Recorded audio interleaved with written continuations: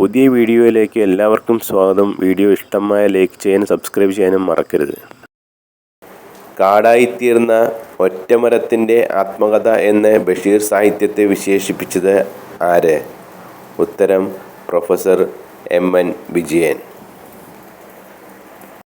ബഷീറിൻ്റെ ആദ്യ കഥ പ്രസിദ്ധീകരിച്ചത് ജയകേസരി എന്ന പത്രത്തിലായിരുന്നു.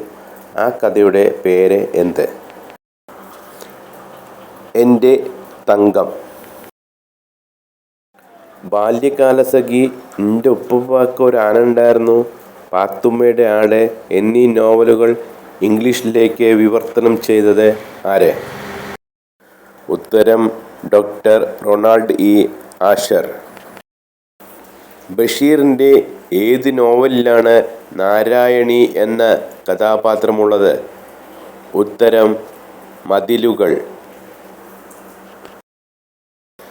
സകല ജീവികൾക്കും ഭൂമിയിൽ ഒരേ അവകാശമാണ് ഉള്ളത് എന്ന ആശയം ഉയർത്തിപ്പിടിക്കുന്ന ബഷീറിൻ്റെ കൃതി ഏത്?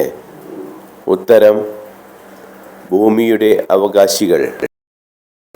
ബഷീറിൻ്റെ ചിത്രം പതിച്ച 5 രൂപ സ്റ്റാമ്പും 2 രൂപ പ്രഥമ ദിന കവറും കേന്ദ്ര സർക്കാർ പുറത്തിറക്കിയത് എന്ന്? ഉത്തരം 2009 ജനുവരി 1. ബഷീർ ഏകാന്തവീതിയിലെ അവധൂതൻ എന്ന ജീവചരിത്രം രചിച്ചത് ആരാണ്?